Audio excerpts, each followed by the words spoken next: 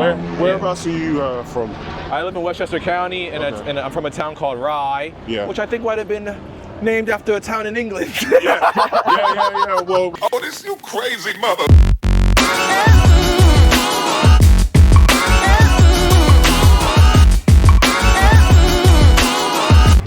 Yeah, he's here. Oh, you brought some fun. God. Yeah, man, nice to see you. Nice to see you, man. How you doing, bro? Yeah. How you doing, Tim? My cameraman, Sam, he's here. Okay. Thanks, man. Hold on. Yeah.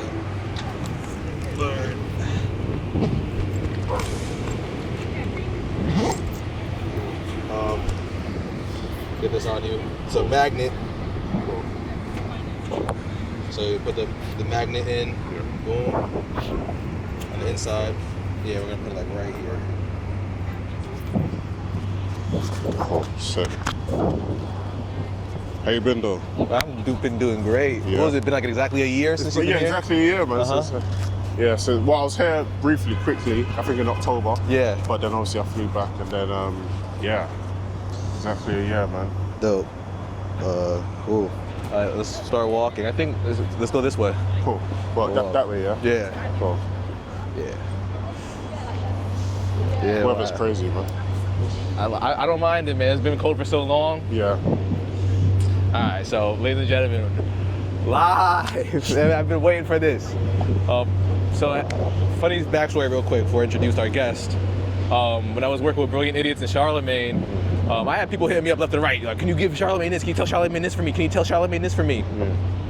One of the people that reached out to me was my boy Seb. Yeah. He reached out and said, hey man, I got a rum, and I would like to know if you could just pass a bottle on to show to Charlemagne. I said, send it, we'll see what happens. Yeah.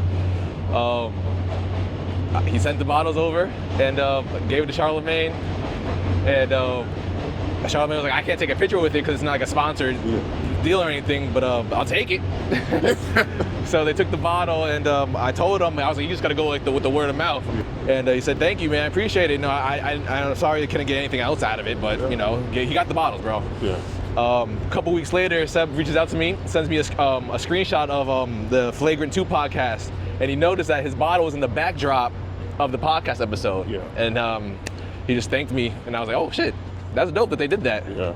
So ladies and gentlemen, we have Sebby. Thank you, bro. Yeah, man, that was quite crazy because I think I was talking about this to someone the other day about like audacity, right? You gotta have like audacity to just like ask random people things and see what happens, because you don't ask, you don't get, right? And someone sent me the Flagrant 2 thing on Twitter, because for me, I didn't even know, like when you said, you know, you see what you can do, I didn't know anything was gonna happen from it.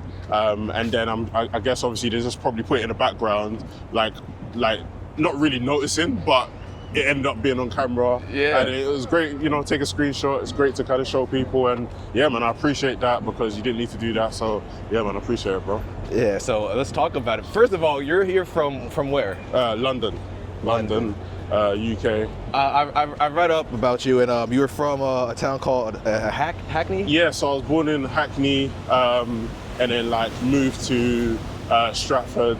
But like Hackney, yeah, man, Hackney, let me think about it. I'm trying to compare like areas in New York to like what Hackney is. Hackney, good luck. Kind of like Brooklyn or the Bronx or whatever. Yeah. But the Bronx, you know, the way I think about the Bronx is like, people live there, but they don't really care about they care about it, but it's like, it's polluted, bro. Hackney's more Brooklyn then. Okay. Like, because Brooklyn people are proud, right? Okay, yeah. Okay, yeah. Hackney is more like, Brooklyn, is it like gentrified, or is it like a black community? So Hackney's now gentrified, so yeah, right? Brooklyn. Yeah, so exactly like Brooklyn, where it was rough.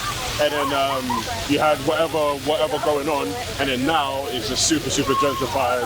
It's changed. Like you walk around Hackney now, you just can't believe it. Like this is where this person, you know. Oh, right. Yeah, it's quite crazy. Has growing up in that area help you like want to get into this liquor industry?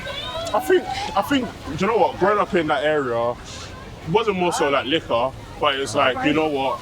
You got to do something. You got to hustle. Right, so I didn't know what it was gonna be. I didn't know like how it was gonna happen. But I was like, listen, man, we can't like. Even though we moved to like another area, it's quite similar, called Stratford, which was quite similar. But it was like, the hustle. Everyone around you are like hustlers. They're trying to do something. They're trying to kind of make it out. So I think it kind of gave me like the hustle and maybe like determination that, bro, I don't want to kind of live here all my life or live in this area all my life, man. Gotcha. Yeah. Whereabouts are you from? I live in Westchester County, and, Okay. and I'm from a town called Rye, Yeah. which I think might have been named after a town in England. Yeah. Well, when I'm thinking about rye whiskey, that might be from somewhere. Yeah, I think it's from, I don't know, maybe Scotland or something. I mean, Yeah. Rye, New York. I'm pretty sure it has to do something with being from, English settlers. Yeah. Yeah. I mean, where I'm from, in Westchester, it's diverse, I guess. Yeah. Where I'm from, Rye is white people. Yeah. I've never been to London. Being a black man in London, Yeah. how hard was it to get to achieve your goals? And could you just explain real quick before we get into that, like what your role is in Las Olas? Yeah, so I'm the founder, creator of Las Olas. So yeah, man, started it from conception. So I started it with like two of my friends, with two of my close friends. And then like anything, when you start something, you got your friends and it's like one person's main dream, right? The others my friends were great enough to kind of fall back and say, yo, like this is my main dream. And yeah, they helped me start it. And then since, let's say, maybe like the first couple of years, since the first couple of years, I've been just driving that vision with help here and there, man. There's always like people to kind of help, and there's like a team now. But yeah, in regards to like being a black man in London, I think London's quite different, and I think the UK is quite different. Whereas London is very like New York, so it's very multicultural, right? It's very diverse. But New York is diverse, but there's still that area belongs to this people, that area belongs to that people. Whereas London is quite a bit more mixed. So I think we don't suffer from the direct, like in this current age, we don't suffer from like direct racism, right? It's more so indirect, right? So it's like, I remember when my dad when he first moved to the UK, like it's like your surname's not going to get you the job, or your surname's not going to get you something. Wow. That's how it was versus like in America where it's like outwardly this. Now there are parts of the UK where they probably might be outwardly this, but usually it's just, again, it's like the undercover things. But the reason why I kind of love London right now is because, again... Hold on, let's get your mic right. Yeah, sorry, bro. Yeah, you're good.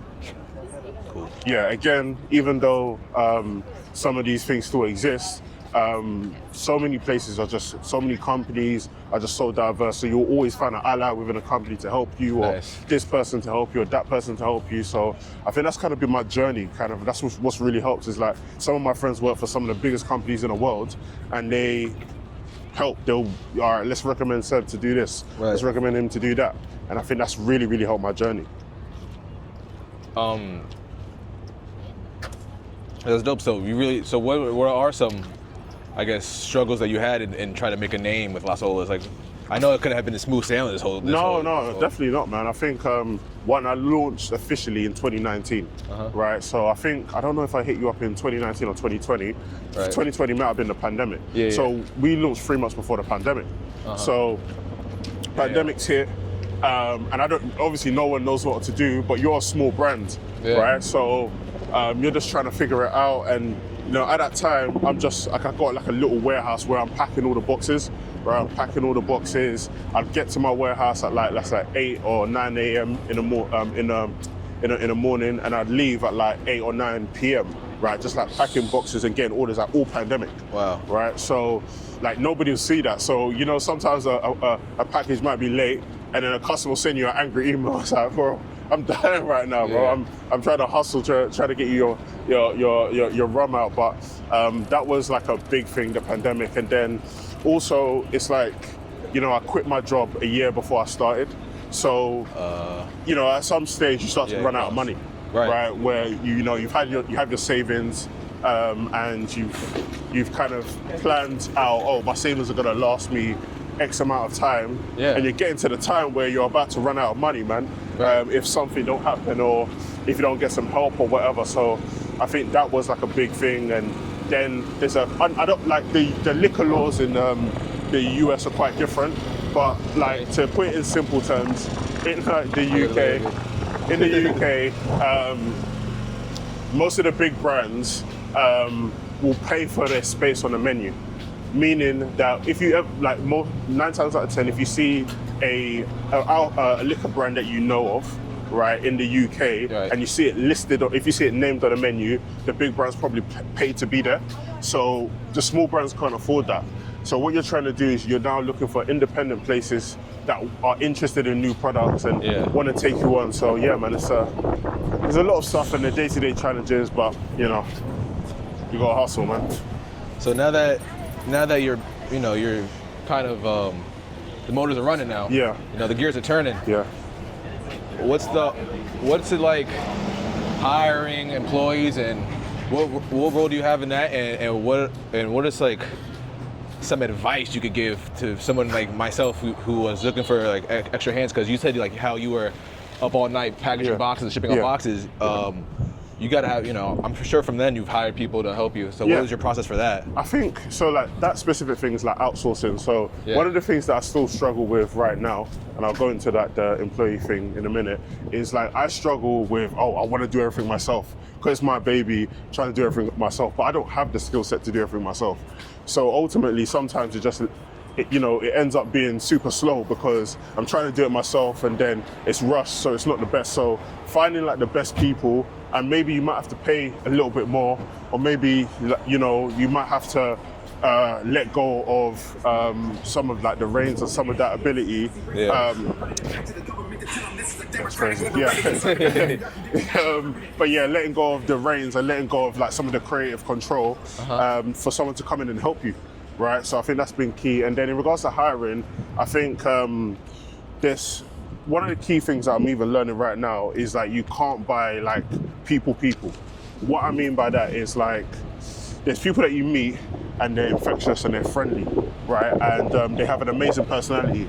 They might not have, the 10 out of 10 CV that somebody that went to, let's say, Harvard, right, in an American term, or like, or whatever. Oxford? Oxford or Cambridge or whatever. They might not have that CV, but one thing if their CV is good enough, right, let's say it might be a 7 out of 10, but that's a resume, right? But yeah, if the resume is a 7 out of 10, but the personality and you're gonna get along with them, I think that's probably more important than a 10 out of 10 CV, because in a long run, the 10 out of 10 resume, because in the long run, that 10 out of 10 resume is gonna cause you a headache. You might not get along with them. They might think there's a different way of doing things, power struggle. They're missing that 10% that you can't teach. Exactly, that 10% that you can't teach is just being a very friendly person, being a people person, and that's like been key for me, especially hiring. Like everyone that I work with, we all listen to the same music. And that seems super small, but that's like when someone's putting on something in an office, right? And I know this can't be the perfect scenario for everyone. Nobody's saying, boo, let's change it, or nobody's upset, right? Everybody's like listening to the same shit, right? So, yeah, man. So would you say that, first of all, how many employees would you have, do you have on your team? So right now, I've got 3 in total, and then just 1 intern. Oh, so 4. It's still relatively small. Yeah, it's still relatively small. And then we've got like a bunch of obviously like agencies that we work with, and a bunch of external people that you work with, which are kind of like extensions to the team. So you might have like 4 or 5 other people that you kind of have to manage expectations or manage projects with and whatever. And I kind of call them part of the team, I guess. I'm sure these aren't strangers. These are no, they're not strangers at all. And I think one thing I want to do, and I don't know how hard it is definitely not allow strangers to be in the business, man. Because come on. You gotta love it, man. You gotta love it, man. And I think when people just think it's just a job, that's fine. But like when you're super small, you need people that want to invest with you, right, in whatever project it is. So you need people as dedicated, right, as my bro over here, who's in the sun in a black cap. Him, man. Do you know what I mean? So like you need that dedication. Yeah. See, I knew I was on something because last walk and talk I did, I mentioned like I was asked, how do I determine who to hire, who to trust when I hire? I don't know, bro. You can deter. We're gonna follow you, Tim. Yeah. You deter. You lead the way, because I don't know where we are. He's not from this country. I'm not even from this country, so I just following you. Where you want to go? I'd rather not go around in circles, but I mean, I thought do you think Domino Park is bigger if you keep going down? Maybe. We'll see. Let's just keep going straight next time. Let's figure it out. Let's go through the park again. Yeah. And then just keep going straight. Okay. Yeah. So as I was saying, yeah, it's there's nothing wrong with hiring, just staying with people you trust. Like, for example, I run a podcast network, and people reach out to me, hey, I want to start a podcast. How can I get a podcast on the network? Yeah. And it's like, I don't even know if I want to invest all this time into you because I don't know you like that. Yeah. Like, you could easily just come in and ruin what the hell I created. 100%. And I think at the very start, like you said, like people you trust are super important.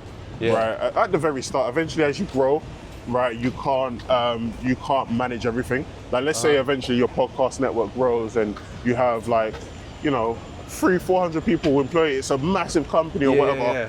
You can dictate the culture and how everything should be done, but ultimately something might get lost along the way. Let's look at the map real quick. It'll let us know everything. We are here. Well, which way are we facing? Where's the syrup tanks? Oh, those are the syrup tanks. Yeah. So yeah, there's mad park this way. Okay, sure, okay. Well, look. Hell yeah. Maybe that way. All the way to Cool. Grand Street. Yeah. Yeah, so as a company grows, you're gonna try your best to instill company culture. But at the start, bro, there can't be no outsiders, man. You gotta grow it with whether it's 10 views, whether it's 20 views or whatever. You can manage 20 people, you can manage 10 people. Hold on, I brought a towel for you because I knew this was gonna happen. I did. Thank you, I appreciate this, man. Bro. I've been thinking ahead at these walking talks. I've been learning. Thank you very much, my bro. You keep that too, don't worry about it. Cheers. Bring it, Tom. International, baby. Polymaf is international. Yeah, so as I said, when it's 20, you can manage that, but as it gets bigger, it's gonna be a bit of a headache. So like what would be like maybe the first steps for you, because you're gonna have to expand eventually. Yeah.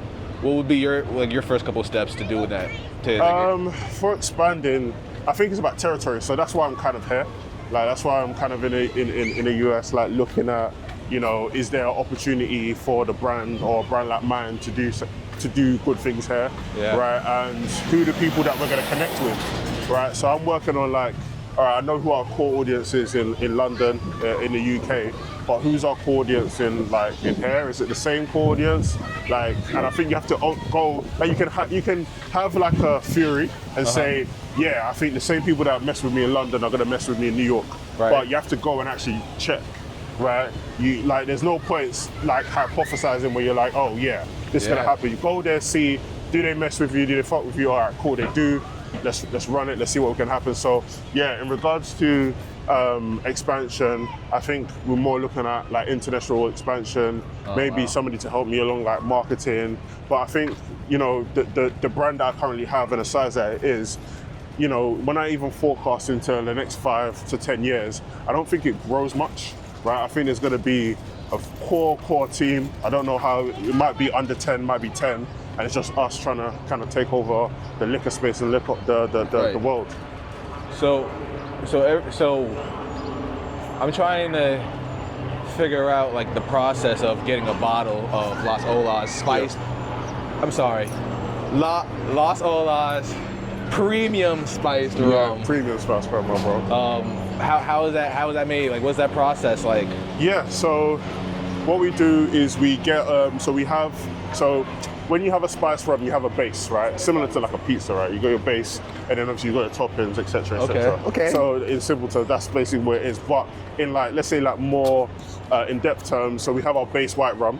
We get our base white rum. It's a blend of 2 white rums from 2 different places, so Barbados and Jamaica. We bring the white rum into the UK. It's diluted at 40%, and then we spice it with ingredients. That's obviously the toppings when we talk about the pizza analogy. It's spiced with all real ingredients, so like roasted coffee beans, vanilla, star anise, hand-zested limes, hand-zested oranges, golden cherries.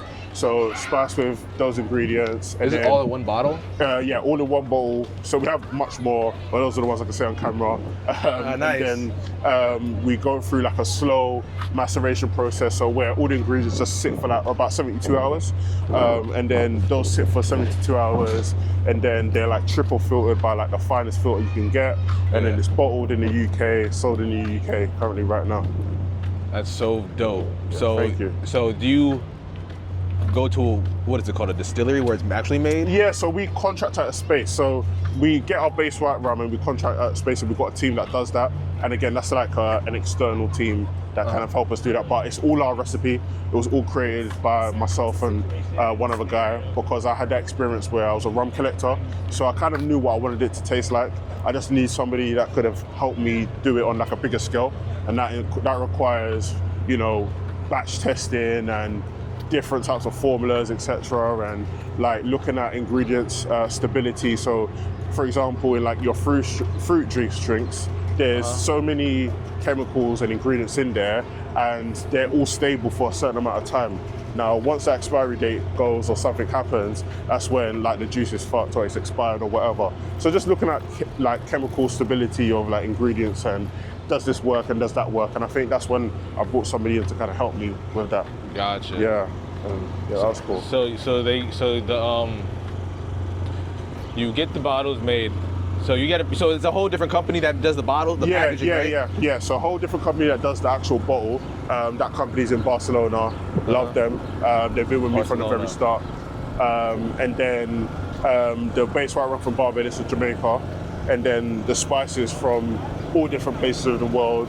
Bring them into the UK, everything done in the UK. Wow. Yeah. Oh, so you're not just going to the grocery store? No, bro. We're not just changing the label. So some people do a white label, and to be fair, it would have been much easier if I did a white label and less expensive. But you know what? Being able to say, you know, I created this or I have my own formula is super powerful, right? And I think, I think, you know, in the long run, having your own recipe is probably like the key to success. Yeah, I agree. Yeah. Like you can't be duplicated or stolen. Exactly. It's your own unique recipe. Similar to, I don't know, with you say like your podcast network, do you feel like you have like a particular recipe or what like kind of distinguishes like? Oh well, I'm hands-on with everything. I know I can't name another person that's doing it like me. Yeah. Tim, can you? Yeah, nah. A lot of people use AI to cut clips for Instagram and shit. I'm one of the very few people that I'm doing everything manually, but with my own. You could tell that with like that human touch on an Instagram clip, man. Because I'm putting love and emotion and soul into these clips, where you could tell it's just a caption on some footage for other people. And that's why people want to work with me, because I actually put the time and I know what I'm doing into making people, you know, to separate people from the rest, because it's kind of a saturated. You know, business now is the podcasting. Everybody thinks they can do a podcast now. Yeah. So at this point, it's all about what separates you. But I think you was on like one of the originals, like I mean, in regards to being behind the scenes, and I think that's also what separates you, right? You was able to see Brilliant Idiots and my expertise, my experience. Yeah, your experience, man. You was able to see that for a very, very long time, and not many people have been behind the scenes, right? So I think you've got like extra level experience. Yeah, 100%. I definitely see it at, you know, where it could take you. Yeah. Because I see it. I was there at the professional level. Yeah, exactly. And it's dope that I could bring that experience down to like a more of a local level and help people chase their podcasting dreams. Chase their dreams. Yeah, man. What would be? What is like your favorite cocktail using Las Olas? First of all, before you answer that, why is it called Las Olas? So that's a Spanish. It sounds Spanish. Yeah, it is a Spanish name. So Las Olas means the waves, and we want to be the new wave of rum, right? Ooh. So that's like plain and simple. And then, you know, there were some like Spanish ingredients in like the original formulation, and I think we just wanted to tie all of those things together with the ingredients and what we stand for as a brand, right? So that's why we kind of did that. Sorry, what did you say off the? What is your favorite cocktail to make? Yeah, so we've got something called like a new fashion. See if I got this cocktail. Oh yeah, I do. So we have this something called a new fashion. Hold on, damn. Let me just see what it looks like. It's like a cocktail booklet. Oh shit. That's the business card. This is you? Yeah, man. Sam? That's my government name. I thought it was short for Sebastian. No. That's a long story. We'll get into that another day, bro. But yeah, that's a government name. But yeah, got this cocktail booklet which we always give people. It's like all of our favorite mixes. Oh, dope. I'm about to read a couple out right now. But like we've got something called a Nuke Fashion, and Yeah, man. This is really like the real deal. This is like not like some like nutties or like some moonshine shit. This is like a real company, bro. Yeah, Like, this is man. like the real deal. Like it's Official. not. We're just throwing the name premium on some shit, on some Henny drinks that we made. It almost looks like a passport. Oh, you you revamped the packaging because Yeah. So that's a new bottle. I sent you the old bottle because again, that's one of the problems that we had, right? Basically, there's a give you the short story of it. There's like a global crisis in the world that involves Russia and Ukraine. With that global crisis, the gas prices have gone up to create things like glass, Right. and things in like factories and stuff like that. So last year and the year before, I'm sure it's still happening now. There was like a global glass shortage for every single alcohol brand. A glass shortage. Yeah, doesn't matter if it was in the UK, doesn't matter if it was in the US, doesn't matter if it was big or small. Every single brand went through the same thing, right? But to different scales. So the scale that I went through, this kind of crisis was that the bottle that I, had before, it's just so expensive to produce. Oh, you know what's so crazy? I brought my shit. Oh, you got your shit, yeah? Hell yeah. Okay. Sick, so they can see it. Oh, cold. So look, I don't even have that. I don't have that. I don't have this anymore. Yeah. Like I don't have this bottle anymore. I just got these new ones. I'll get your full one later. But I don't have that dope. bottle anymore. I don't like it. Bro, Doesn't. I've never tried this rum. It doesn't exist. He We'll try gave me some today. bottles, and I was like, fuck it. But I don't even have to open this one today. Thank God. Yeah. Bro, I was like, I feel like it's like a curse. That is a. It's a relic. I don't have that. Like that's a full bottle, not been opened. I'm never opening that No, shit that's now. crazy, bro. Yeah. So yeah, man, had to change, but again, that was because I was so emotionally attached to that bottle. I was so angry, but yeah, it had to be done, man. Had to be done. We changed bottles, and yeah, people love the rebrand. And, But you made money since doing it. yeah, of course. You had to. Yeah, bro. yeah, of course, man. Yeah, of course. So people love the rebrand, and I think with the rebrand, it was more so thinking about like America in my mind because you guys have like a lot of liquor stores, and what I wanted someone to do is like walk past the bottle and be like, oh, what's that? Like, what color is that? Like, it's a different color.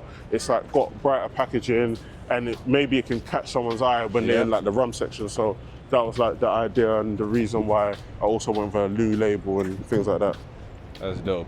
But damn, you never answered the question. What's your favorite cocktail? The Hold new on. fashions. The new fashion. Yeah, Let me go yeah, back. the new fashion, which is a twist on the old fashioned. I think it might be the first cocktail in that booklet. It was so funny. I made the mistake of drinking an old fashioned one time. It just tastes so strong. I Yeah, need flavor. Yeah. I like old if- fashions. So if Yeah. you try, if you ask a bartender to do like a spice rum old fashioned, if you like flavor, then I think that might help, right? But yeah, that's like a variation. Well, so what makes a old fashioned different from a new fashion? Is it the same thing? So old fashioned is with like sugar. The new fashion, so old fashioned is usually rye, whiskey, or bourbon, or something like that. And then it's like sugar. People make it in a different way. They either use a sugar cube, they can use sugar syrup, etc. And then it's with bitters, so like Angostura bitters. The new fashioned is Las Olas Premium Spice Rum, right? It's maraschino liqueur, Yeah. right? So maraschino cherry liqueur, 1- Angostura bitters, and 2- orange. No, 1- orange bitters, 2- Angostura bitters. Yep. Okay, you got it. Yep. Yeah, dope. So yeah, it has all the ingredients on here. Yeah. I can't wait. Let me see what I would choose. I feel like I have to be. Ooh, I already see it. What's this one called? Oh, it doesn't have a name yet. Yeah, so just like that one's just our mixers. So we have cocktails that I think are like the best, and then we have like our we just call them spirit and mixer. Okay. So you just have your alcohol and you just have like a mixer straight. Yeah. Also the cherry coke. Yeah, cherry soda, cherry soda, or Las Olas and tonic goes well. What's a mint? It's cool. Las Olas and ginger ale goes well as well. Espresso martini. Yep. Is it that easy to make an espresso martini? You just need to put espresso in there? Yeah, so like some you can brew your fresh espresso, of course, and like make sure it cools down. But there's some companies, I can't remember their names, but they have espresso in like a bottle now. So you can just buy the espresso, and yeah, it's easy, man. Right. All you have to do is put all those ingredients, shake and strain it. Get a shaker, get a strainer from Amazon. Probably about what, $10, $20, Yeah. and then you can make all these cocktails at home.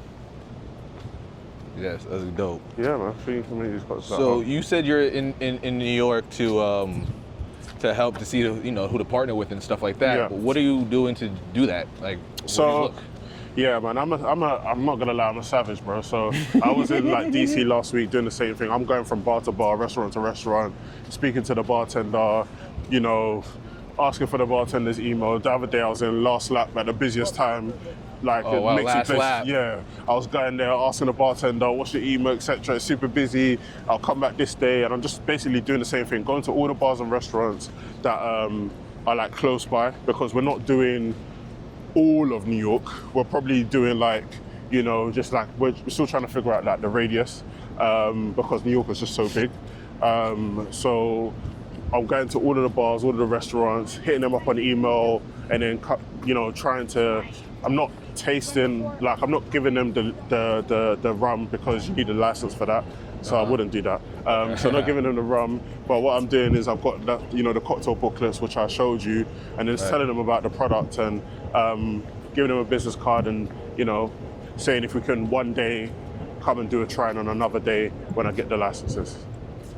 You're smart, man. Has that strategy been working, or is it still just throwing lines out there? It was good. It was good, especially in DC. Dope. Like in DC, we got crazy love. And then New York, I just arrived on Friday. Now, I know just because of in the UK, you never go to a bar on like the busiest days. So I did try some on Friday, but I know it's just going to be super busy. So the plan is, today, later on today, tomorrow, and maybe like Wednesday, go out to some of these bars while they're less busy, and then do the same thing, and then get the feedback, rinse and repeat, man. Wow. Where's next on here then? Who was I looking at? New York. Do you know what? I think I only want to launch in DC and New York for the first year. Okay. Yeah, for the first year, just because I want to keep it local, right? But also these places are diverse, right? And that's what the brand's about, man. We're like a city brand, and like it's like showing what other places are similar to London. And through my experience, just going to DC and New York, I think they're very similar to London, and I feel like we can find like our tribe there. We can find like, so I have like a framework of what I call, it's like our core audience, then our early adopters, then the wave riders, right? And I think we can find all three in both of those places, especially in the first year anyway. That's dope. Yeah. I like that. I like the idea of not getting too over your head. Yeah, but no, like I'm a. Like you could have said like Atlanta, DC, Miami. Yeah, like I can't. Like everyone says, like go to Atlanta, and hopefully one day we get the opportunity to do that. But I just know how big Atlanta is, and I know like it's like a task, man. It's like you need a big team when you start to go to Atlanta and all these other places. So, and then also I'm thinking about like the time zone. So the time difference between here and the UK is only 5 hours. So that's why today I've been working on like UK time as well. So yeah, it's only 5 hours. So if I want to speak to a bar manager or whatever, I can wake up early, send an email, respond. I can, reply back late, and it's just easier to work when you have a small team like that. In London, in the UK, do you feel like you're one of the only people doing this? Is there competition? Do you have peers that are doing the same thing as you? Yeah, man. So when I started, there was no one. Like now, there is. Some people had like the same idea around the same time.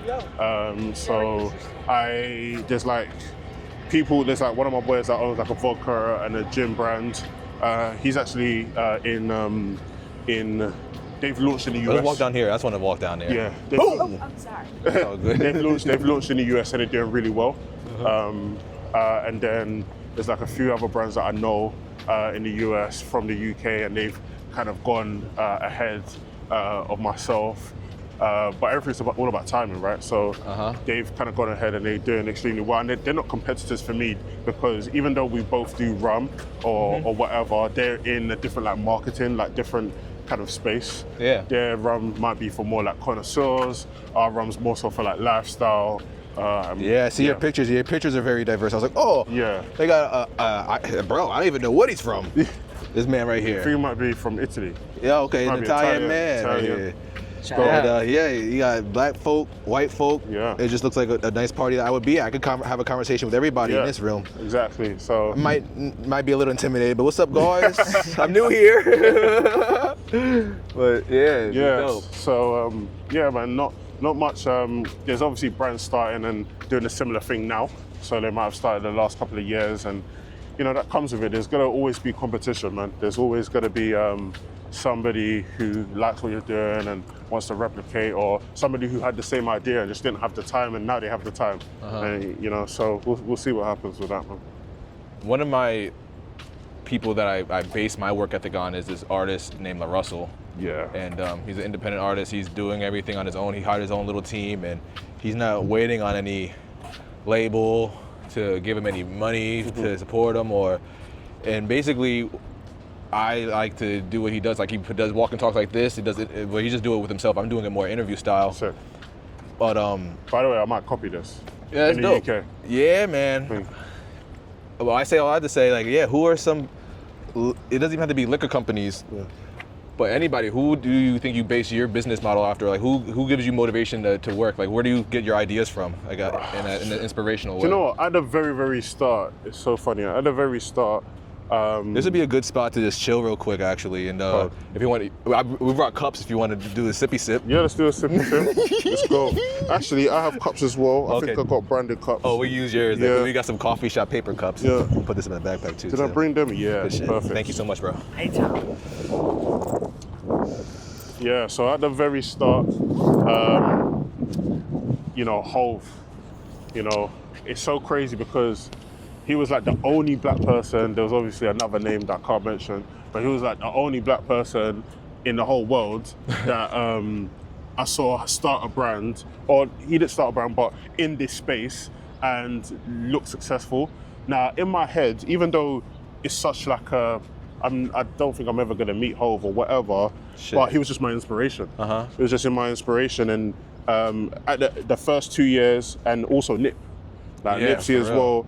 At the first 2 years, I was just listening to. From the owner himself is crazy. I was just listening to Nip.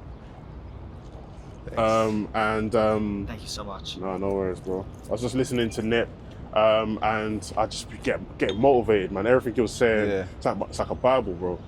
Yeah, I mean. And then now, like, even though it's still like Hove a bit, I'm business heavy, so like Steve Jobs.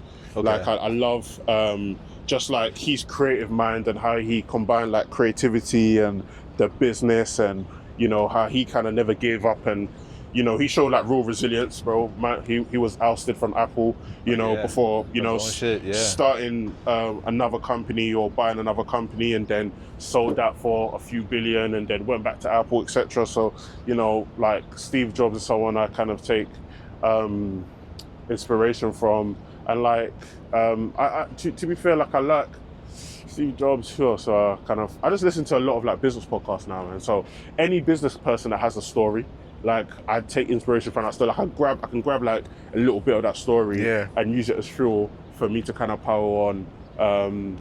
And I to be honest, it's funny. I don't know if you still work with him. Like even like Charlemagne, that's very. At the start, absolutely, yeah. At the very start, bro. Like I used to just like. Charlemagne, I thought he was a polarizing character, and he was just unapologetic. Like he was himself. Bro, he was so polarizing that I literally got polarized to him. Yeah, he was just started working with him. Polarizing character. Like, I was affected the most. So I worked with him exactly, and he was just himself, right?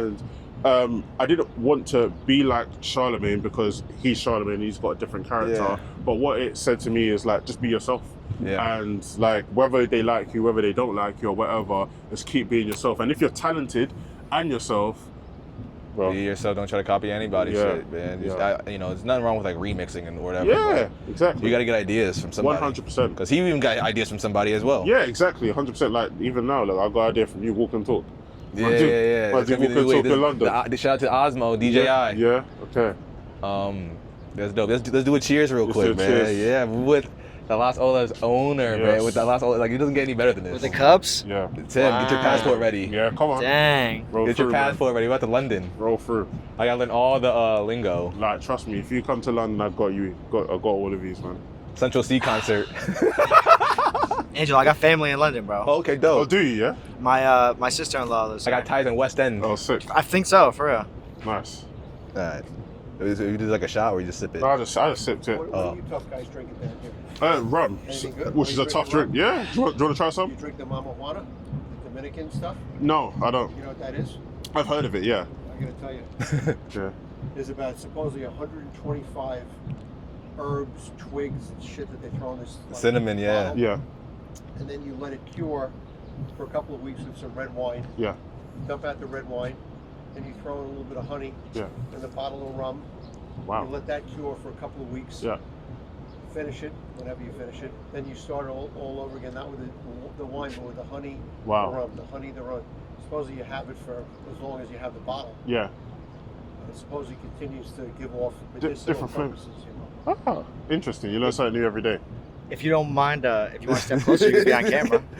You're good. Hey, personal preference. Yeah, I'm it's sorry true. to barge in. No, not at all. Not at all. That was great. Thank you. Yeah, I mean, we have some rum. You can kind of mix his own if you want to try it. He owns a rum Your brand. version of it. Yeah, I've got a rum brand. It's from the UK. All right, let's go. Yeah. Yeah. Why not? Let's go. Oh, you want some? It's not often you get rum from a rum Yeah, company so it's a owner. rum, it's a spice rum Don't brand. give me too much. That's enough. Okay. No. I'm No Jeff. worries. Who are you guys? Sam, Sam. lovely to meet you. Nice to meet you, buddy. I'm Angelo. Angelo. Yeah, nice to Yeah. meet you. I'm Tim. I'm behind the scenes, but yeah, Tim. Yeah. Nah, no, damn. New York, baby. This is on New York. Late to the party. Yeah, Cheers. cheers, man. Cheers. Yeah. So you made some concoction, and how long has it been brewing? Yeah, so spice rum, it's a 72-hour process with spice rum. So what we do is we get our base white rum from Barbados and Jamaica, bring it to the UK, and then it's spiced in the UK. Similar what you said with all these ingredients, we have like roasted coffee beans, vanilla, star anise, orange zest, lime zest. I'm just sending it down the chute, huh? Yeah, what? Yeah. It's really good. Do it, Send do it it, down do the it. chute. Do it the way you want to do it. Hell yeah. I'm stealing that line. Sending it down the chute. Yeah. Down the chute. I'm bringing that back to London. My lines are all up to Gramps. None of them are copyrighted. Nice taste. Thank you. All the best, buddy. Thank you very much. Appreciate that. Nice to meet you. Thank Great you for to- great to stopping meet you. by. Take You guys in care. the neighborhood? I'm leave on Friday. I'll go back to You London live on in Friday. yeah, England. I live in- I live in Westchester. Westchester. Okay. Well, we used to live out on Long Island, but now we have big shots here in Brooklyn. That's awesome. There you go. Congrats. What is it that you do? I'm a headhunter. Nice. There you go. Oh man, what does that Well, mean? it's nice that I can be a headhunter Recruiter. out here. Yeah. Absolutely. All right, guys. All, All the right, best. thank you. Thank See you, ya. thank you so you. much. See ya. Good health. All right. Absolutely. A headhunter. Yeah, so like recruitment. So let's say, for example, you wanted to find a podcast engineer. He would go and find a podcast engineer that works for, I don't know, iHeart or whatever, and headhunt him to come to your business. Oh, But that's he pretty might cool. do that for like law firms or something like Oh, I thought that he was like a hitman. Like, I fucking, you don't give me your money, I'm gonna find you. I'm gonna find you. Yeah, I'm a headhunter. Like, Yeah. oh, I thought he meant like a bounty hunter. Like, damn, warrants. This is dope. I finally Wow, got it's to try really it. So good. this is what it tastes like in my bottle? that. Yeah, exactly. Ah! Yeah. It's really good. Bro, I've had that shit for like 6 years, I feel Yeah, like. yeah. Almost 10 years I had Yeah. that bottle. It's crazy. Before the pandemic, Yeah, I sent that over. And That's crazy, it's been man. sitting in my room, waiting for I was like, damn, I really gotta propose to my girl so I can open this. That would be crazy, man. That would be crazy. But I don't think I'll ever be open then. It doesn't, Yeah, it might, hopefully one day it might be worth a lot of money, bro. Hopefully, man. Yeah, imagine having like an old like Absolute bottle or some shit. Bro, that'd be crazy. Yeah, unopened. Unopened. That's crazy. This is a 40-year-old bottle of rum. What? Spiced rum. Spice rum. Premium spice rum. Premium spice rum. I gotta take a picture with him holding. Like I was with the owner too. Hand given. Hand given. Oh man. It's actually so delicious. It's like so like I know. I probably taste better tasty. cold. Like I don't know like the proper words for it, but it's No, like thank- delicious. Thank you know? you. I appreciate that. Flavorful. Do you know what? I kind of. Do you know? I really.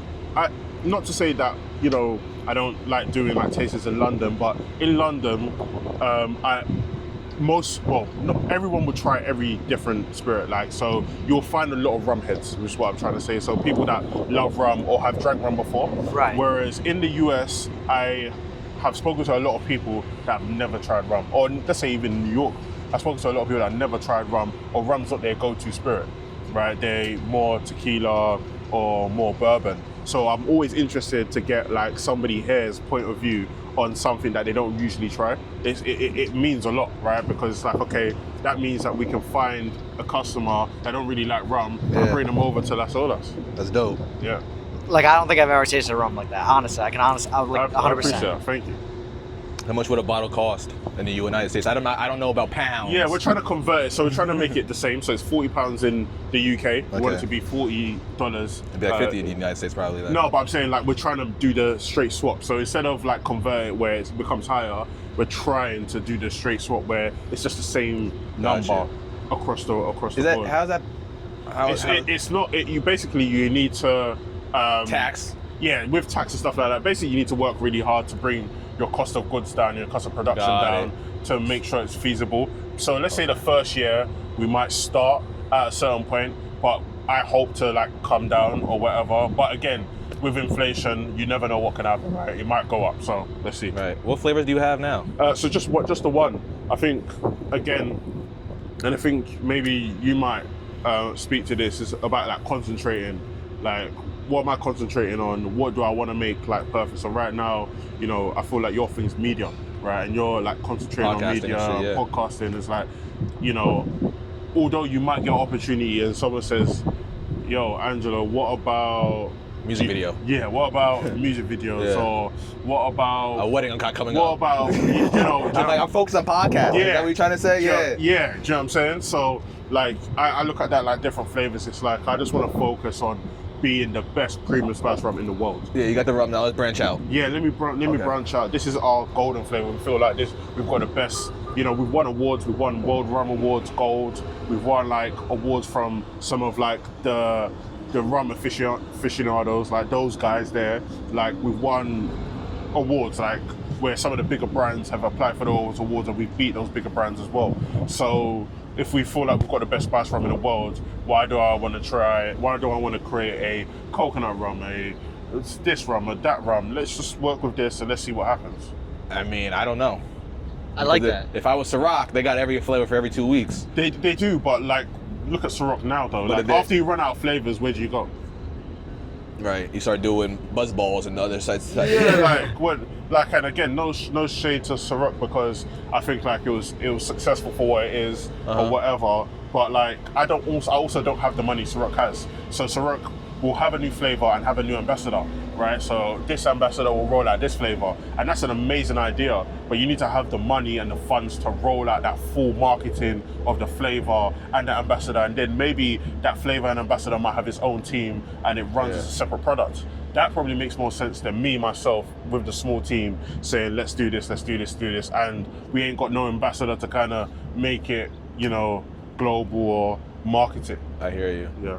How are you at money management? Like, I'm good. I see you, bro. You fly, bro. You got the designer on the same. Bro, it's like $1 million. I'm good with money management, man. I'm good. Like, I think it's so funny. Like, even when I think of like glass, like these items or whatever, I got them on like discount because my sister works for the company. Okay. So like things that I buy, right? Like they might be a designer item, but I don't pay full price. Well, I have paid full price. You're just smart. I try my best not to pay full price for them, or I might know somebody that works at a company and, you know, because really ultimately I'm not tied to like nothing materialistic, right? Because especially during the pandemic and when I started my business, I had to basically come out of that zone because all of my money was going to be invested in the business. So there's no way I can have like a habit of buying designer goods, but say, oh, down to your last pound, you're going to invest in your business to try and make it work. I had to kind of snap out of that habit. And I didn't really have a big habit, but I just cut it out full stop. So now I feel like the business is doing like okay. There are odd times I say, you know what, let me like treat myself and get this one item or get this. But you gotta reward yourself. Yeah, but I don't spend crazy amounts of money. And regarding to like the business and the money management of the actual business, I now got operations director who's like a maths whiz. Like he's a maths like genius. He's super good with numbers, and it's good. Like we call it business tension. It's good to have that business tension with, if you've got a co-founder or if you've got someone senior at your company, where you might be the creative guy. I'm the creative guy at my company, and my creative ideas cost, let's say, $100. But he's like, listen, can we do it for $40, right? And then you have that debate of like, you know, what's the right amount of money we can spend? Because if you just leave it up to me and you, the creative guys, we're just gonna try and make the most creative thing and see what happens. Yeah, right? we're going to debt over it. Yeah, exactly. So he is there in place to say, look, let's put a budget on this, and that's why, you know, we're good with management when it comes to the business stuff. And is that person someone that you that's well known, or is that somebody that's just a professional that you hired? I hired him.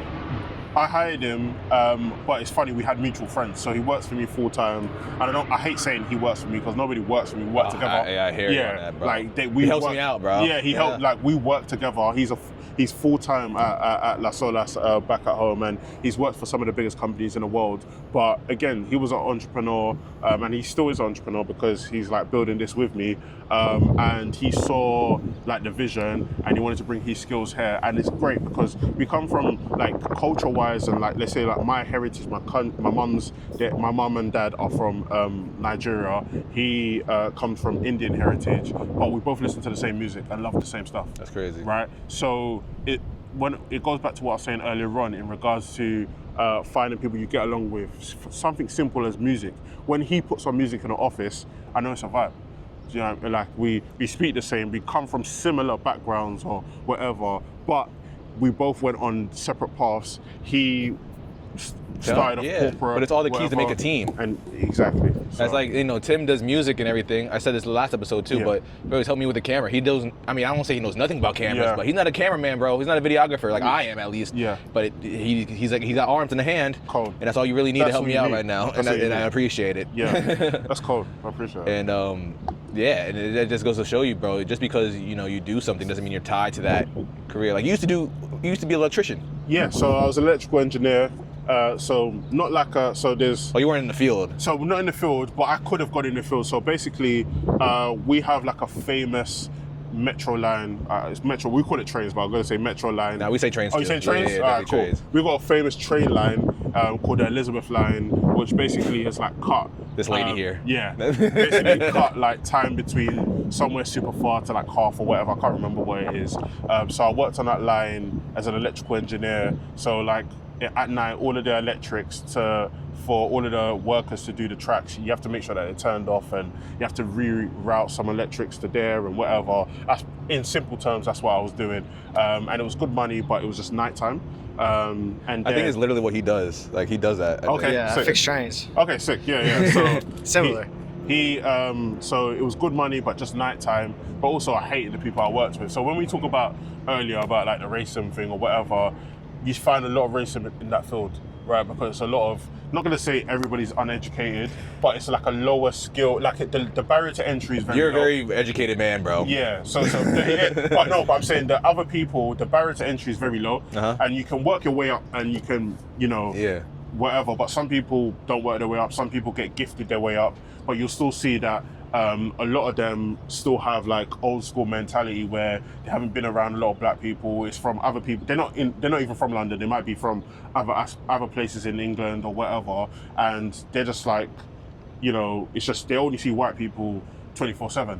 So when they come across a black person, they, you know, they just say the wildest shit sometimes, right? And I've got into it with a bunch of them. A black man working on a railroad is kind of crazy. It's crazy, bro. Jokes in there. Shall I tell you the worst thing about it, right? Is like, so like there's something called like an earthing cable, which we used to put up on like electrical wires or whatever. We used to put this up so it basically stopped the electricity in that section. When I was walking with the electrical cables and I heard the clinking, I used to think, what the fucking chains. Oh my god! I used to think, yo, this is crazy. Like this is insane, right?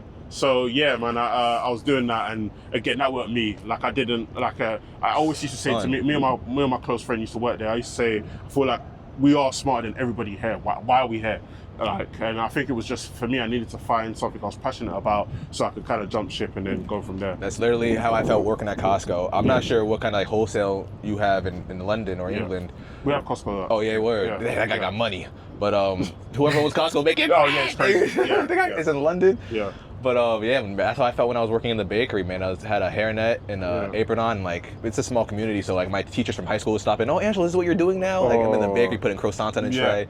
And no offense to anybody that still works there, but it just wasn't for me. Like, I knew I was creative. I was working with Charlemagne at the time and having to clock in the morning and get yelled at for not cleaning the bakery good enough. And it's like, bro, I was doing some legendary shit last night. Yeah. For me to be in the bakery. Yeah. So that was my motivation. So I kind of feel you, and it's like, you gravitate towards people who have the similar stories. Like, it's dope because you're from London and we gravitated towards each other. Like, you knew to hit me up, bro. Yeah. Like, and that's the thing. I don't have, like, I have shame, but I kind of don't, because if I want to work with someone, I'll hit them up. There's people that I sometimes hit up where, let's say, like in the UK or London, where, let's say they might be a small business or whatever, but I love what they're doing.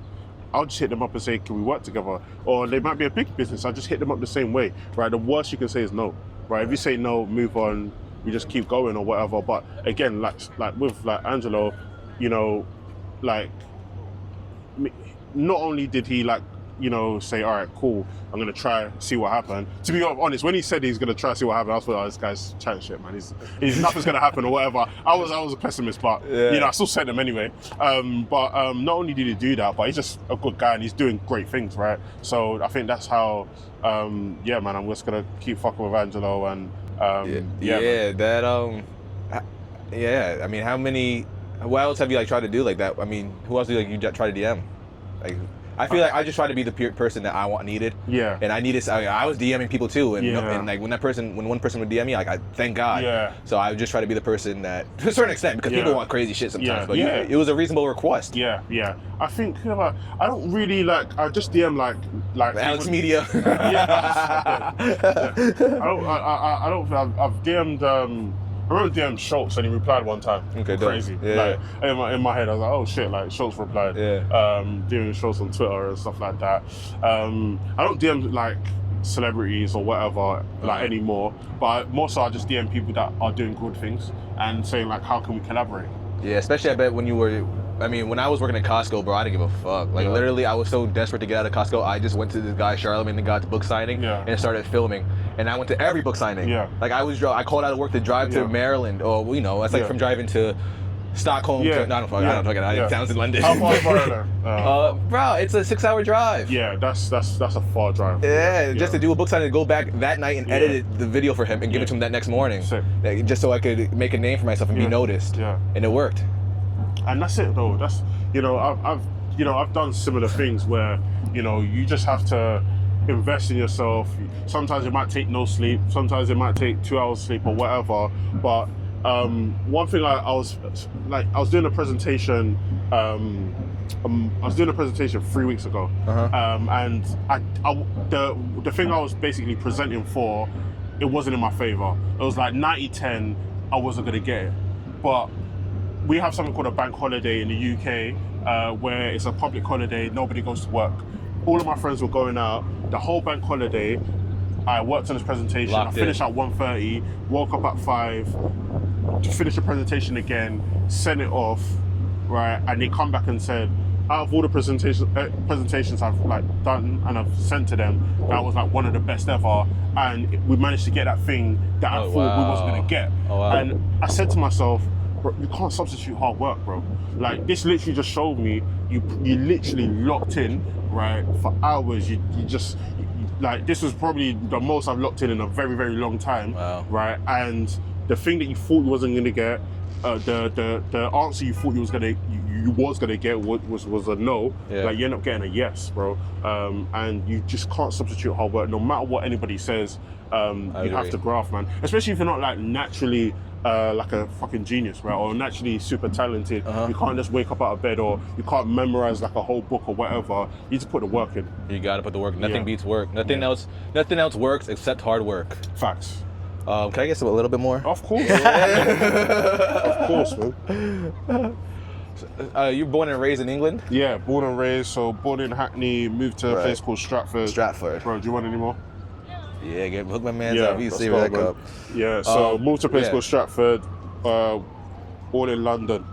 Yeah, man. Thank you so much. So why United? I mean, obviously why United States, but why haven't you tried to expand to What countries are around? Like Germany, So like right Europe, there, right? yeah. So I just think similar to what I said earlier in regards to like, I know where my core audience is, I know where the early adopters is, and I know where the wave riders are. I feel like the core audience and all of those other audiences in a lot of those European countries are much smaller than in the US, right? And for me, I feel like it's more authentic if I come here. I feel like there's similar people to me in this country. The ultimate stamp too. So it's the ultimate stamp, and I think there's similar people to me in this country versus, you know, like trying to do the traditional route, which is usually going through Europe and doing the whole European tour, and you know, it's a different culture, and the amount of people that you can access is very small compared to the US and the UK. So yeah, man, I think I want to do it a different way. And I thought, as I said, like I've resonated with the US from a very long time. Like we grew up watching US shit, as well as like our stuff. We consume a lot of US content. Gotcha. Right. So I wouldn't know. Yeah, we do. Yeah. Right. So like even like jokes and films or whatever, a lot of the people in the UK will understand, because like now, especially like let's say like on Twitter or social media, it's like one big community where you might see a US person come on your timeline or whatever. Like it, and then when US people come to the UK, I always like make a conscious effort to shout them. Those are the people I DM'd actually. Shout them. The last person I DM'd, I don't know your relationship with this person, was Julian, who works with Rory and Moore. I mean, I know. I mean, that's my guy. Okay, so I can say that's my guy. So I DM'd Julian last year when he came to England, and I just said, yo, like whatever. He said, yeah, cool. Gave them a bottle, like, and I was just trying to get out of their head. Like I wasn't really trying to do the fancy. I just wanted to give them a bottle, get their thoughts, and then just show love. Like when a US person comes, I want you to know when you're coming to England, this is the #1 brand that you've got to fuck with. Right, there you go. Then when I came to the US, I shouted Julian again, and I went to their studio, and then and it was really nice. And that's so funny because when I brought that bottle to Charlemagne and Schultz that day, I was with Eden. Oh shit! So Eden was in the studio, and Eden was like, he was checking out the bottle that day. Oh, that's mad. Eden was there and saw that at that time anyway. Yeah. He saw the product. So that was actually funny enough the last person I DM'd. And then now people DM me. So when Poor Man's came to the UK, they just came recently. Someone DM'd me, said Poor Man's are doing a podcast. Do you want to like sponsor the products on the podcast? And they shot with a lot of UK creators, and we did that like 2 weeks ago or whatever. So, that's dope. Yeah. All right, okay. This is the perfect time to ask you for some motherfucking advice from the owner. This is our new segment called Advice from the Owner. If I wanted to get like a liquor sponsor for, let's say, a party, or if I wanted to get some bottles and have them like on display for like my podcast in the background, or well, I'm not sure what the law is in the United States versus the UK, but I was told that they can't give out money. They can't give out money. I don't. Well, sorry. In the US, I don't know. But if you're saying that, it's probably true, because the US rules are very weird. In the UK, you can do whatever you want. Okay. Ish, kind of within reason. Now, this is just me speaking from the outside looking in, because I'm not in the US. But when I see podcasts with liquor sponsors, it's usually smaller liquor brands. Okay. So if you wanted a sponsor, you would have to find a small liquor brand, right, in the US who kind of wants to get some brand awareness, right? And I think that's probably the best thing for you to do, because when I look at the bigger brands, and again, I consume a lot of content from the US, the bigger brands don't really sponsor much podcasting, whatever, and again, they've just got different marketing rules. But even in the UK, they don't sponsor too much podcasting. I think recently only Bombay or Belair have probably sponsored a podcast that I know, and that's because they're probably trying to do more things in UK culture, right? So usually the bigger brands don't really sponsor podcasting, and I think also it's because they can't control the content. So they can't control what the podcaster says. The podcaster doesn't want to be controlled. And I think the last that I heard of was, I think Rory and Moore did a Martell sponsorship maybe like 3 weeks ago. So that was like, okay, I anything sponsorship, I always keep in the back of my mind or whatever. Yeah. But yeah, so they did a Martell, like, but I don't know if it was on display or anything like that. So I think the best thing is just to reach out to an independent brand and say, look, this is this. Can you do this? I do sometimes, when it comes to parties, see the bigger brands want to sponsor parties. Now that's because you need to have the lit party. If you've got a lit party and you've got demand and thousands of people want to come to your party, the liquor brands will call you. Okay. They will literally come begging. They're interested in the parties. Like I went to a party, after party yesterday for the layout, and it was sponsored by Crown, which is a Diageo brand, and yeah, because the layout is popping, and it makes sense for them to kind of do something with the layout. What would, as a owner, as somebody that would probably get reached out to from somebody that wants a sponsorship, what would you want in return? What are you expecting in return? So it makes sense for you, right? I think it's like product placement, shouting out the product at the start. I think that would be like a great return. Now, a lot of entrepreneurs, and these are the entrepreneurs that reach out to you, probably going to want the same thing. They're going to want sales, especially when you're really small. They're going to want sales. But what I can probably say, and for anybody listening to this, is you're probably not going to get much sales from sponsoring a podcast, but what you will get is brand awareness that you can't really buy.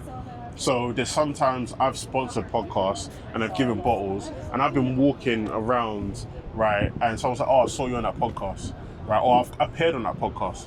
So another thing I probably might want in return is, can I tell my story on the podcast? Because if I can tell my story on the podcast and people can resonate with my story and build that emotional connection with my story, that's worth... That's why I drink rum now, because of this guy, Seb. That's worth more than gold. I only drink spiced rum when it comes to liquor. Yeah, if you can tell your story, it's worth more than gold, right? So you get to tell your story, and then when people then see you out in your city or wherever you're from, they'll be like, oh shit, I remember seeing you on the podcast, or I remember seeing you on this, or I remember, it happens to me a lot in the UK, where I've been on some big podcasts and like, oh yeah, I remember seeing you on this podcast, right? And I can't put a monetary value on that, right? Because I don't know it exists until you see the person out, right? So I think being able to tell your story on the podcast, and I think that's probably like the biggest thing. But sometimes, even if you can't tell your story or if you can't articulate your story, just making sure that the podcaster might read out something where the person listening or seeing can build some type of connection or emotional connection, I think that would really help. Oh, okay. Well, that's good to know. Yeah. So I gotta offer to bring these people as a guest.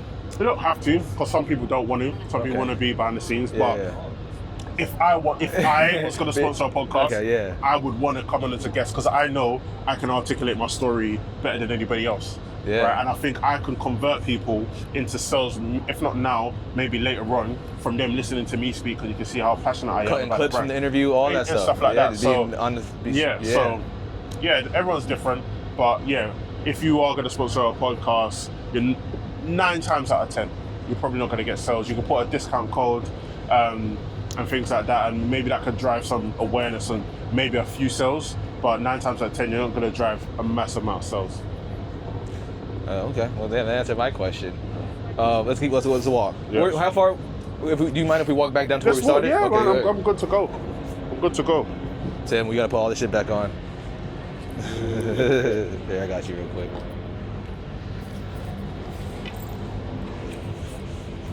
That's so delicious. Thank you, bro.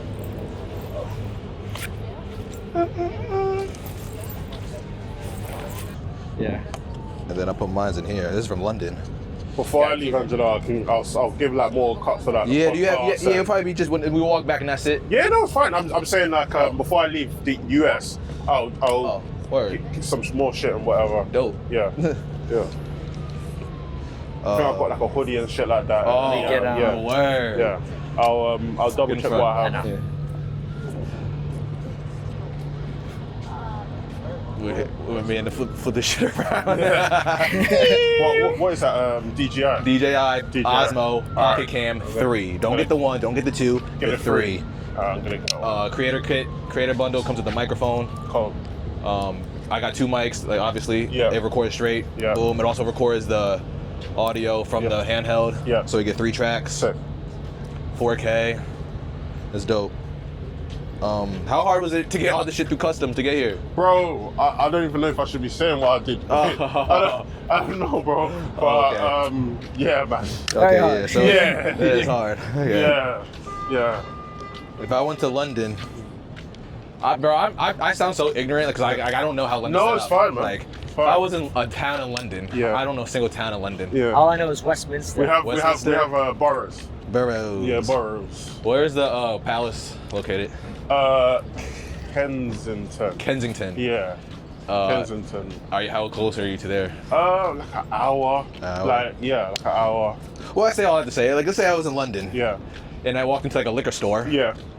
Or a licky, as you call it. No, I'm Yeah. kidding. I'm kidding. But if I went to a liquor store, would I be able to find one of your bottles, or how do I get? Yeah, so we're in some of the liquor stores, right? So London has so many liquor stores or whatever. So we're in like maybe one or two of the, it's even number one or number two, most well-known like alcohol specialist liquor stores in London. Right. And it's called Amethyst. And yeah, like Well, matter of fact, then let's keep walking down. they have like See the whole park. Fuck it. yeah, let's go. They have like a few amethysts around London. Okay. So we're in that. But then you can, with London, with the UK, you can buy alcohol on Amazon. Oh Right? wow. Yeah, you can't do that here. Uh-uh. Right, so you can buy alcohol on Amazon, buy it directly from our website, and then we're in like loads of bars and restaurants and stuff like that. So, yeah.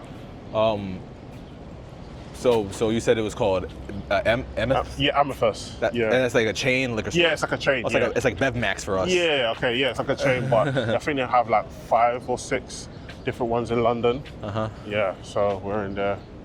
Real quick, Tim, it got both mics connected, right? Yep. Okay, cool. Yeah, bro, that's dope. What do you see? I mean, you said that you're just trying to get out to the United States more. Yeah, that's the plan, man. What else are you, where do you see the company in maybe 5 years? Like, one of the key things I want to do is like put on our own events, so and own experiences for people. So like building a alcohol company alongside an events company, but also creative. So we want to do creative in-house. We want to do events in-house, and we want to do liquor in-house. Have our own like bar/distillery concept. Those are like the big, like a concept store. I think you could go, no, that's a dead end. Yeah, put that in. Let's just go back. Okay, we've seen enough. Cool. Like a Want to circle around? Yeah, let's see. Yeah, I like We'll just circle around that. this I little just thing. want to take real quick, Tim. I want to take a picture right there in front for the skyline. Oh, cold.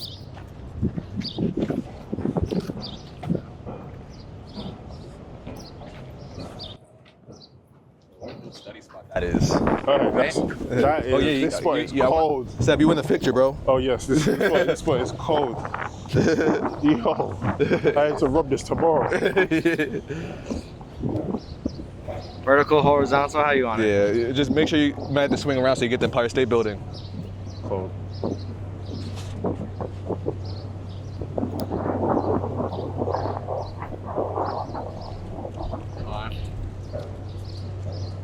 You could do like some wide ones too, and so you could take out a portrait. I'll take my shit off real quick too.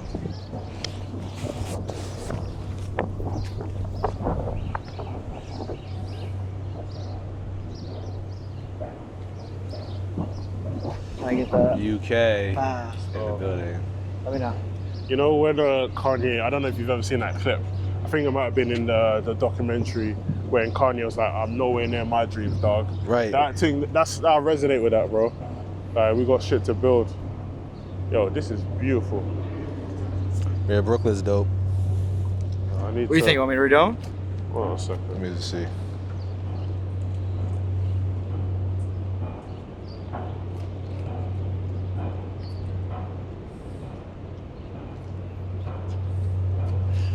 Nowhere near my dreams, dog. I've lived in New York my whole life. I've never been right here. Seriously. This whole park, never. One thing Nah, straight. I've realized that. I remember when me and Angelo met last year. I took him to Dumbo House. Right, he was Oh, that like, was "It's your Dumbo House. first I time." was saying Soho House earlier. Yeah, no, it's Soho House. So Oh. Soho House is like the big brand, and then they have individual names. Soho House and Dumbo. Yeah, Yeah, we're going yeah. this way, right, Tim? We're going Oh, did you want to go that way? Yeah. This lady's running. yeah, we'll go back and go through the street. Yeah. So yeah, and Angelo's like, "Oh, I've never been here before." I'm like, with London, we're just going everywhere. Like we've been everywhere. But again, New York is so big. So There's so much shit to do in New York. I get it. And that shit not no cheap shit either. It's true. That shit was crazy. They had rosé coming out of the walls. Yeah, that was crazy. That was activation. Yeah, but it's motivating. Because you're what, 32? 31. 31. Yeah, you're younger than me. Yeah, 31, man. And it's so inspirational, motivational because it's possible, bro. You're a whole business owner, and like you're beyond a business owner. Like you're a beast, bro. Yeah. And you find the time to like I don't say you're on vacation. Yeah. Like you're in grind mode, but like you're in America, bro. Yeah. Like I would have to work for years. Yeah. Yeah. Not 24/7 to be able to like afford to stay as long as you're probably staying in the United States in England. Yeah. That's almost unfathomable for me. I think it's like, again, I definitely empathize with like the US and how hard people have to work to like be able for like a holiday or whatever, or the type of job you have to have or whatever. I think with the UK, we're way more like privileged in that sense. And then again, with like business, I think I'm here because, and the reason why I can probably stay for this amount of time is because we know it's an investment for later on, right? So it's like the money that we spent now, it lets us know that when we do eventually launch in New York, we didn't waste our time. So whatever this cost is, basically we call it, basically what I'm calling it is a investment to let us know our time's never going to be wasted, or it is going to be wasted. So it lets me know if I'm going to launch here or not, right? And yeah, you can't really put no money on that, because if you launch here full scale without testing it or coming and speaking to people or whatever, you could lose hundreds and hundreds of thousands or whatever, or you could lose tens of thousands, or whatever it is. Damn. So if nobody picks you up here, you ain't coming to New York anymore, huh? Do you know what? Either way, I think I'd be in like DC. Like DC, I think they F with me. So via me being in DC, I think I'd come to New York anyway. Yeah. Right. So. But 6 hours when you're already across the pond. Yeah, exactly. But I took the train to DC the other day. 3 hours, man. 3 hours? Yeah, track? that was nice, man. I enjoyed that. I just think it'll be boring as fuck. Yeah, it is boring, but I think that's the difference between us. Like, you guys love to drive, we love the train. So we'll take the long distance train, right, to like Manchester, which is like 2 hours, or Liverpool. Yeah. Yes! Yeah, Liverpool, which is like 2 hours. Tottenham. Yeah. But you guys will just drive.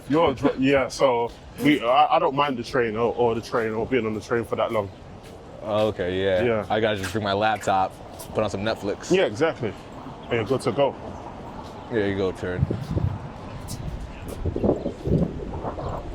Yeah, cause I remember last year you were here for a convention or something. I thought, it was like an alcohol convention. It's called BCB, where different brands kind of showcase their liquor brands or whatever. I just wanted to see what it was like, because I'd never been and I heard so much good stuff about it. Yeah. So I went, and it was cool. Yeah. What are some? If I ever was to go to London, what's the town I have to visit to come see you? I'm still in London, but like the outskirts of London now. But like anywhere central, so anywhere in Stratford, anywhere in Shoreditch. Yeah, I mean, like Shoreditch is a Shoreditch. Yeah, it's a cool place to stay. Stratford's a cool. Well, some of Stratford's a cool place to stay. But you probably want to stay in like the West End, the touristy area. But everywhere's pretty close on the train. Right. Okay. Like the train is like, you can get to anywhere. How is it compared to like New York, getting around and being able to like survive for like a couple of days out there? You'll be alright. Yeah. Like, you'll be alright. Excuse me, sir. Do you know? Yeah, like. Do you know what time it is? Yeah, like people are okay. I think call the bathroom the privy. No, who? The bathroom. Privy. Oh, bro, like privacy. People probably say that, but not us. Like, not the man them. Nobody says. Them. No, the man them said. Nobody says privy. But yeah, the other people probably say that. I feel like that'd be dope. I just feel like they say it's always rainy there or something. Yeah, it is. Like we're having the rainiest summer we've had in 50 years. It's like raining right now. Wow. It's crazy. So yeah, you just need to come at a good time, because if you come and the weather's bad, you're gonna hate it. Okay. But if you come and the weather's good, you're gonna have the best time in your life. Sam, do you have any questions about London? I do have a question. Yeah. Do you have your bottles in stores in your hometown? Yeah. So we've got a few liquor stores. Yeah, you said it. Amethyst. So yeah, Amethyst. So yeah, we're in a few liquor stores in our own town, but we're more in like different bars and restaurants. Okay. So we if you ever come, I could give you a list of restaurants and bars that we're in, where we're in a cocktail or something like that. That's the only thing I'm drinking. I'm probably gonna buy shots for the whole bar, actually. That's it, man. I appreciate that. Oh yeah. As Absolutely. being in the U.S., is it possible for me to buy your bottle now? Not right now, but hopefully by the end of the year. Like, that's the aim. Hopefully. Yo, I'll get some of that. I appreciate that. Let me know as soon as it's available. I will buy. Yeah, definitely. I love the support. Thank you. I appreciate it. Do you know what I've been trying to do as well? Like while I've been here, is take more content. Yeah. Like I'm not a content guy, but I'm trying to do more content, man. I We hear got you. 80 minutes of content right now. Yeah. Yeah, we've got so much material from this. We're in New York. What up? You're Yep. Yeah. Yeah, let's do more content, man. So see what happens. I've got like a page, not the page that Angelo follows. That's like my you're right. close page, but I've got a page that I'm trying to make more content page, like one of those entrepreneurship pages. Yeah, see, now, So- other than like doing the events and stuff, what are Yeah. some other ways like right now that you're doing to promoting your brand? You know, you're doing the physical work. Yeah. What else are you like where would your money go advertising wise? So we're on Amazon, so we do a lot of like digital ads on Amazon. Okay. We do some digital ads on like Meta and stuff like that, Facebook, Instagram, but more so like Amazon. That's where majority of our money goes to. And then Okay. we have like a key gem,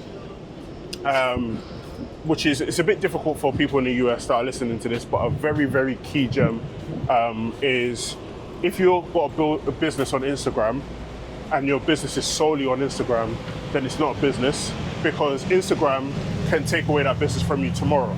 Okay. So what I always say, and what I did when I first started, and again, I don't know how like relevant this is to the US, is building up your mailing list. Because- email list? Email list. Uh-huh. Now, if you build up your email list and you build up your mailing list, you own that audience. Nobody can take it away from you, and you have a direct form of marketing, and you can tell them anything you want. Like, so every Sunday, I have like a founder newsletter, right, where I just tell people what's happening in my week, and people love it, right? People want to listen to what's happening in my week, and we have 16,000 people signed up, right? Let's say like half or even sometimes a third of people open. Yeah. But you've got, let's say, potentially 4,000 people, 5,000 people that are listening to everything that you're saying like every Sunday. Right. You know what I'm saying? So like building up your email list and starting a newsletter as a brand is super important, because then you can also do drops, right? So I don't know if you own if someone listening to this might be, you know, a baker, right? And she might have a cake company making cakes or whatever, and all she can do to kind of change just like her business model is she can start a newsletter, and she can do specialist cakes, right, once every month for everybody to sign up to our newsletter, and once they're gone, they're gone. And you let people know that they're here via your newsletter, right? Yeah. And you own that audience, you build that audience. Like a special promo. Exactly. Got it. That's where you want to go. Oh, this is it? Oh no, keep going down. Oh man. So how do you go about building a newsletter? Oh, you're So on your Instagram already, you have an audience, and all you have to do is keep just trying to funnel these people to your newsletter. So like, you know, you'll be posting, all right, cool, like, I don't know, bake this cake today, sign up to my newsletter to find out, you know, our special edition cake, right? So you just always try to prompt people to sign up to your newsletter. Every time, you know, you get an email request, you say, oh, can I add you to our newsletter because it has all that information in there. You need to just keep funneling people to your newsletter, because again, you know, when the time's right, that audience is worth its weight in gold. Copy. Bro, do you do anything else for fun, like other than liquor shit? Bro, I actually don't, you know, when I think about it, sometimes I try to go to like some of my friends who own like big event brands in the UK, and those are like my fun times, but I think, no, not really. Like, spend time with my family, but other than that, yeah, not really, man. You have kids? Yeah, Aha. yeah. Yeah, I mean, I feel the same way. Like everything I do, it's got to make sense. Like, it's got to make sense for my brand. Like, I'm Yeah. at the age, especially my early 30s, Yeah. where it's like, bro, my girl like loves to go on vacation. Like, I want to go to Florida for a week. Like, bro, I gotta record shit. I'm trying to build like a master, like a mogul fucking empire. Yeah, exactly. And like, if I take a whole weekend off, like, I'll probably be Bro. behind a month. Yeah. And again, man, it's like sometimes they don't understand, but also you appreciate them for sometimes giving you that room. But like, they don't, you know, I think you have to find a balance between the lady in your life and your business, and sometimes there is no balance. And sometimes there is no balance for multiple years. And the right one is going to understand that. The wrong one isn't going to understand that. But also, you might be the wrong person. I'm not saying in your case, but in other people's case, you might be the wrong person for them, right? So it's just like, if you're dating an entrepreneur, one thing you're going to know is they need to give 100% to their business. Yeah. You don't want an entrepreneur giving 30% to their business because you know this entrepreneur's wasting his time. That's more of a red flag than somebody giving 100%, in my opinion. Right. 24/7 is with this shit. Yeah. That's it, we're hustling, man. Oh. Yeah. Hustle. So what else are you trying to No. get out of your stay in Brooklyn? What am I trying to get out of my stay? Just, understand what people think about the product, get some inspiration so I can think creatively at home, get some work done with some peace. Yeah. And also just understand a bit more about like what makes this city tick. You know what I mean? From a culture standpoint, right? Inspirations in this city. Because even like when we launch here, we want to do content here, getting ideas for potential content ideas, looking at everything, man. Just embracing. That's dope, man. Yeah, you inspired me to travel just to do shit like this, man. Bro, just to I could experience the podcast. Yeah, I don't even know who's big in the radio on in the UK. I used to say Tim Westwood, but I just read up on him, and he's a dub now. Yeah, he got he's like a challenge guy. Yeah, he did some weird shit. Yeah. But yeah, like there's so many people. I don't know I any can UK. connect you. Like I think it's like there's loads of podcasts. So like, my guys, 90s Babies and Off the Cuff and Free Shots of Tequila, The Receipts, which is a women's-based podcast, and I don't know if I'm forgetting anybody, but yeah, there is a bunch of podcasts, man. What app do you use to buy plane tickets? Bro. Skip lag. I know this shit. I looked it up, bro. I'm like, bro, this shit kind of crazy. Yeah, it's crazy, man.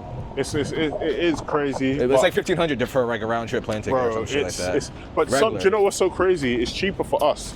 So like, if you plan it in advance, I can get a round trip for about £500 or £600, which is probably about like $700, $800. Yeah. Right. The only thing that kills us here is the price of you guys' goddamn hotels. The hotels here are so fucking expensive, man. Like Hotel Cafe Royale? Yeah, bro. Like, exactly. Like Hotel Cafe Royale, bro. Like, you know a hotel that wants to spoil you. Oh my god, that. In my Sebby voice. Yeah. Bro, the hotels here are so expensive, but the flight to actually get here isn't that Hold bad. on, Tim, let's go back and take a photo in front of that. All right, I've been on my story all day making it seem like I was in London. Oh shit, sick.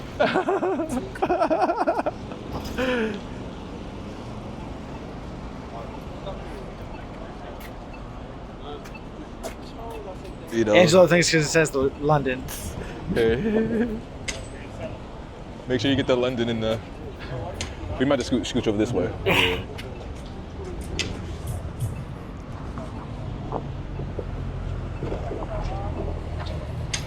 Thanks.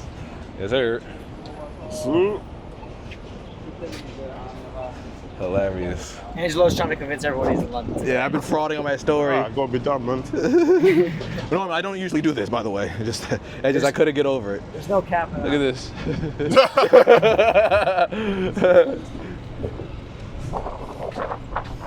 Alright. See, we can't get over to London, so we just go south.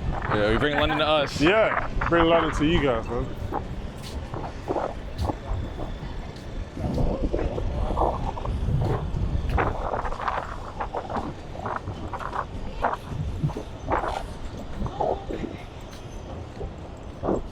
So what other connections do you have in New York? I've got one of my friends, I don't know if she wants me to tell her job title, but she works for like a music label. She like connects with people and like she's a really, really good friend. Helps it with like the brand, but so that's like my main person, as well as Angelo. Damn, other than that, you're just out here willy-nilly. Just out here willy-nilly, man, just walking around. Unprotected is crazy. It's crazy, man. Solo, man. Where could they find you if they want to? If they want to buy it in the future, where could I, check your Instagram website? So we've got my Instagram, my entrepreneur Instagram, the Rum Rockstar. So Hold on, we're gonna stop walking. THERUM Rockstar, ROCKSTAR. And then our Instagram handle, lasolas.uk on Instagram as well. So the Rum Rockstar, lasolas.uk. Yes, sir. My boy Sebby live from the UK, England, man. Thank you. Thanks so much. Yeah. Appreciate it, my bro. Yeah. That's Thank dope. you. I'm about to go get something to drink. Actually, we passed by a bar. Yeah, let's fuck it. Let's go, do man. it. Yeah. Yeah, let's do it. You can roll if you want. You can just roll it if you want. Yeah. All right. Or you don't have I'll to. cut it and then I'll cut it.